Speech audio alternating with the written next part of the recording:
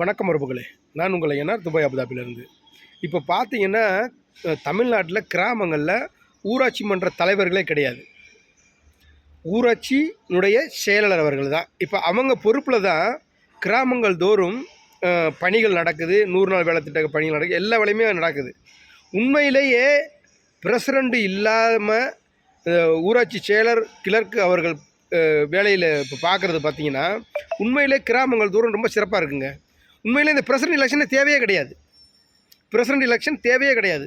தமிழ்நாடு முதலமைச்சர் ஐயா மு.க. ஸ்டாலின் அவர்களுக்கு ஒரு அன்பான வேண்டுகோள். இந்த ஊராட்சி மன்ற தலைவருக்கு போட்டியிடும் இந்த பெரிய சண்டையே நடக்குதுங்க.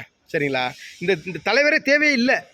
தலைவர்கள் இல்லாமல் இருக்கிறதுனால இப்போ பார்த்தீங்கன்னா கிளர்க்கு மூலியமாக நல்ல விஷயங்கள் நிறைய நடக்குது. செயல்பாடுகள்லாம் ரொம்ப தரமாக இருக்குது. அரசாங்கத்திட்ட கொஞ்சம் முறையிடுறோம், அதை உடனே வந்து சரி பண்ணி கொடுக்குறாங்க. இதே பிரசிடண்ட் இருந்தார் வச்சுங்களேன், அங்கே ஒரு வேலை இருக்குது, அதை பார்க்கணும் அப்படின்னா பார்க்க மாட்டாங்க. அதை முறையாக செய்வாங்களா? செய்ய மாட்டாங்க. ஏன்னா அவங்க வந்து ஊராட்சி மன்ற தலைவர் ஆகிறது எதுக்கு? பணத்தை சம்பாதிக்கணும். எப்படிடா பணம் சம்பாதிப்போம்? போர் போடணுமா? அதில் எவ்வளோ ரூபா சம்பாதிக்கலாம்? ரோடு போடணுமா? அதில் எவ்வளோ ரூபா சம்பாதிக்கலாம்? பால்வாடி அங்கன்வாடி கட்டணமா? அதில் எவ்வளோ சம்பாதிக்கலாம்? இப்படித்தான் நிறைய ஊராட்சி மன்ற தலைவர்கள் செயல்படுறாங்க. கம்மாயை தூர்வாரம்னு சொல்லுவாங்க. கம்மாயை தூர் வருவாங்களா? சும்மா லேசாப்பில் தூர் வாரிட்டு 10 லட்சம் 20 லட்சம்னு கணக்கு காட்டிடுவாங்க.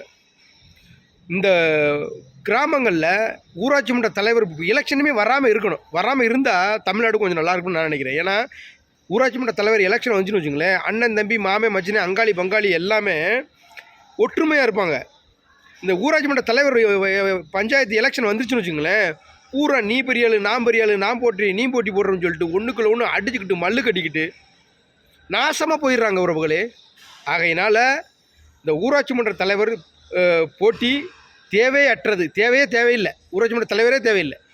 கிளர்க்கு மூலியமாகவே இந்த ஊராட்சி நிர்வாகங்களை சரி பண்ணால் ரொம்ப சிறப்பாக இருக்கும்னு நான் நினைக்கிறேன் ஐயா. இதை தயவு செய்து மக்களே கொஞ்சம் சிந்திச்சு பாருங்கள். நான் சொல்கிற கருத்து சரியாக இருந்தால் லைக் பண்ணுங்கள், மற்றவங்களுக்கு ஷேர் பண்ணுங்கள். சரிங்களா? நான் வந்து கிட்டத்தட்ட ஒரு 2.5 வருஷமாக நான் யூடியூப்பில் இந்த வீடியோ போட்டுக்கிட்டு இருக்கேன். ஆனால் எனக்கு சப்ஸ்கிரைபர் எவ்வளோ தெரியுமா? 3330 பேர் தான். இவ்வளவு வரவேற்கிறாங்க. அதுவே ஒரு பொம்பளை பிள்ளைய ஸ்டான்ஸ் ஆடிக்கிட்டு கூத்தாடிக்கிட்டு அரைகுறை ஆடையை காட்டிக்கிட்டு இப்படி வீடியோ போட்டாங்கன்னு வச்சுங்களேன், அதிகமாக சப்ஸ்கிரைப் பண்ணுவாங்க, அதிகமாக பார்ப்பாங்க. ஆனால் இந்த தமிழ்நாடு மக்கள் இப்படித்தான் நாசமாக போய் கிடக்கு.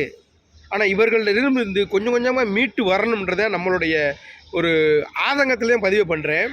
என்னென்னா நமக்கு தெரிஞ்ச விஷயங்களை நம்ம பதிவு பண்ணுவோம், மக்கள் இடத்துல கொண்டு சேர்க்கணும்.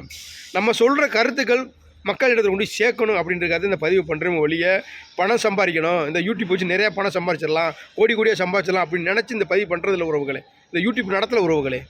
மக்களுக்கு பயன்படுற விதமாக நமக்கு தெரிஞ்ச விஷயங்களை நம்மளுடைய தோழர்களுக்கு, நம்மளுடைய தமிழ்நாட்டில் இருக்க உறவுகளுக்கு எல்லாருக்கும் போய் கடத்தணும், சொல்லணும் அப்படின்றதுக்காக நம்ம இந்த பதிவு பண்ணுறோம். யூடியூப்பையும் நடத்துகிறோம். சரிங்களா? ஓரளவுக்கு மக்களை கொஞ்சம் சிந்திச்சு பாருங்கள். நாங்கள் பேசுகிற கருத்து சரியாக தவறா? பிடிச்சிருந்தா சப்ஸ்கிரைப் பண்ணி நம்மளுடைய சேனலை சப்போர்ட் பண்ணுங்கள். மக்கள் கருத்துக்களை பேசுவோம், மக்களுக்கு தேவையானதை பேசுவோம், மக்களுக்கு தேவையானதை செய்வோம். நன்றி உறவுகளே.